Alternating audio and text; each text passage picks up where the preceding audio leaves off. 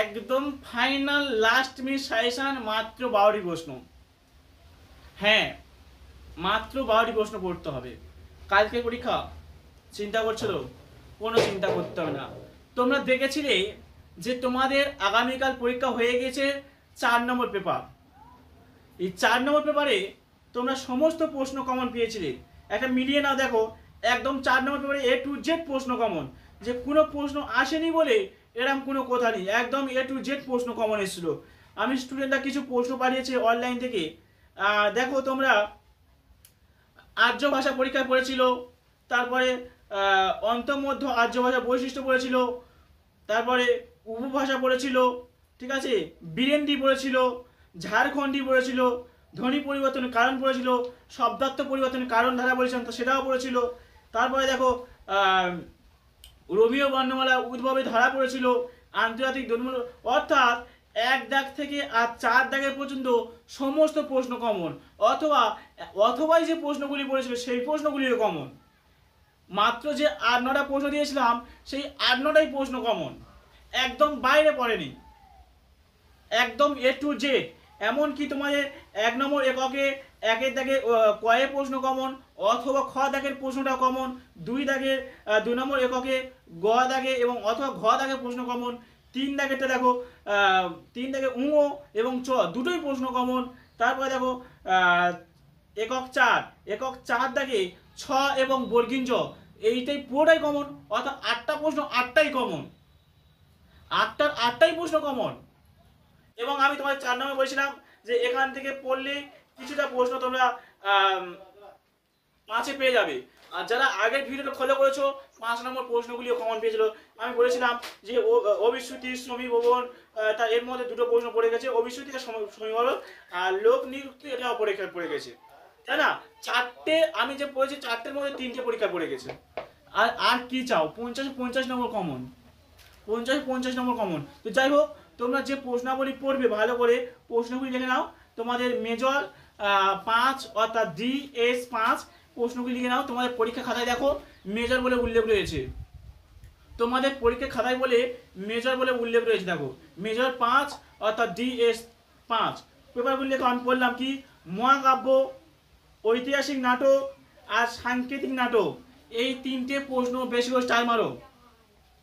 যারা আগের ভিডিওটা দেখোনি অবশ্যই ভিডিওটা দেখে এসো, ওই ভিডিওতে অতিরিক্ত প্রশ্ন দেওয়া রয়েছে, ঠিক আছে? যারা আগের ভিডিওটা দেখোনি অবশ্যই ওই ভিডিওটা দেখে এসো, ওই ভিডিওতে সমস্ত প্রশ্ন লিখিত আকারে দেওয়া রয়েছে সম্পূর্ণ ব্যাখ্যা হিসেবে A to Z। আর আমি সংক্ষেপে কিছু প্রশ্ন বলছি, তোমরা এখান থেকে করছো 1 নম্বর একক থেকে মহাকাব্য, ঐতিহাসিক নাটক, সাংকেতিক নাটক বেশি করে স্টার মারো। আর 2 নম্বর বিভাগ খ দাগে যে প্রশ্ন পড়বে তার জন্য 3টে প্রশ্ন বলবো। খ বিভাগের জন্য তোমরা করবে গীতিকাব্য, ট্র্যাজেডি আর পৌরাণিক নাটক, এইগুলো।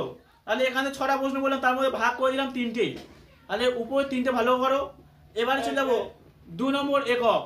2 নম্বর এককের জন্য তোমরা করবে প্রবন্ধের যে ভাগ, প্রবন্ধকে দুটো ভাগ করা হয়, কি কি? ব্যক্তিনিষ্ঠ আর বস্তুনিষ্ঠ, ঠিক আছে? প্রবন্ধকে দুটি ভাগ করা হয়, ব্যক্তিনিষ্ঠ, বস্তুনিষ্ঠ। তোমরা অনেকে বলো তন্ময় আর মন্মথ, যাই হোক না কেন একই ব্যাপার। যাকে তন্ময় বলা হয় তাকে ব্যক্তিনিষ্ঠ বলা হয়, যাকে মন্ময় তাকে বলা হয় বস্তুনিষ্ঠ। বোঝা গেল? তাহলে দুটো ভাগ করা হয়, ব্যক্তিনিষ্ঠ আর বস্তুনিষ্ঠ। এই যে দুটোর মধ্যে কিন্তু পরীক্ষার পরে কি পড়ে লিখে নাও, ব্যক্তিগত প্রবন্ধ ও রোমান্স রচনার মধ্যে তুলনামূলক আলোচনা করো। তারপরে করতে হবে আঞ্চলিক উপন্যাসের বৈশিষ্ট্য আলোচনা করো। এই বৈশিষ্ট্য নিরিখে বাংলা ভাষা রচিত এই আঞ্চলিক উপন্যাসের সার্থকতা আলোচনা করো। তারপরে তোমরা করবে যেটা ঐতিহাসিক উপন্যাসের বৈশিষ্ট্য নিরূপণ করো।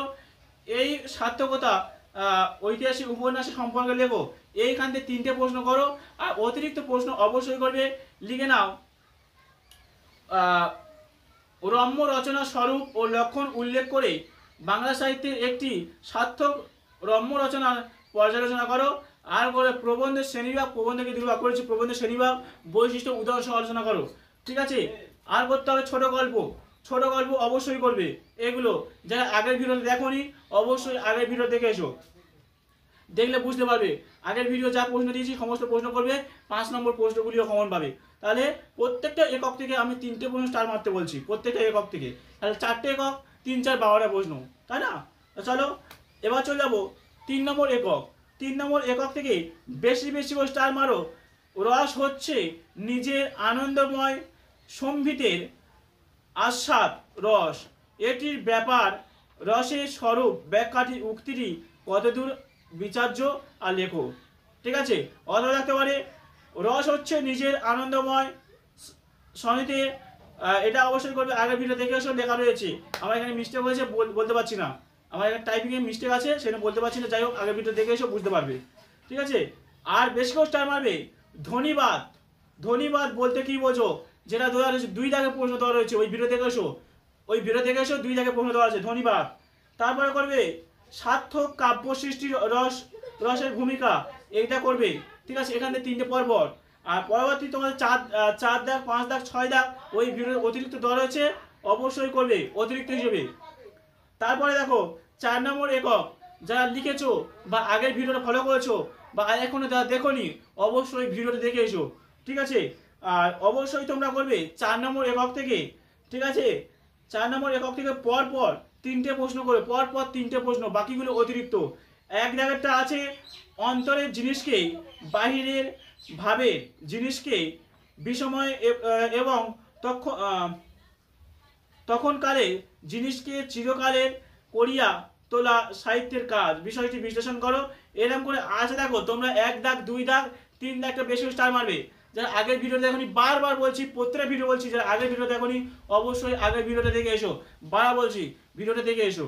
ঠিক আছে, পরপর প্রত্যেকটা একক থেকে তোমরা প্রত্যেকটা একক থেকে যে প্রশ্নগুলি দেওয়া আছে পরপর 3টে করে স্টার মারবে। 3টেকে ভালো করবে, অতিরিক্ত অবশ্যই করবে, রিস্ক নেবে না। অর্থাৎ আমি যে প্রশ্নাবলী দিয়েছিলাম আগের ভিডিওতে ওগুলো করলেই 50 নম্বর হাতের মুঠোই। তো ভিডিওটি বেশি বড় করবো না, কালকে পরীক্ষা, বড় করলে বিরক্ত হবে। এই পর্যন্ত শেষ করছি। সবাইকে বলবো বেশি বেশি পরিমাণে শেয়ার করে দাও বন্ধুদের মধ্যে। যদি কলেজে গ্রুপ বানিয়ে থাকো সেই গ্রুপে অবশ্যই শেয়ার করবে। আর সবাইকে বলবো লাইক করো, কমেন্ট করো, এরকম নম্বর 1 সাজেশন পাওয়ার জন্য প্রত্যেকে বলছে চ্যানেলকে সাবস্ক্রাইব করে রেখো। আর চ্যানেলকে সাবস্ক্রাইব অবশ্যই সঙ্গে রেখো, আর বেশি বেশি পরিমাণে শেয়ার করো। তো ভিডিওটি প্রথম থেকে শেষ করে দেখার জন্য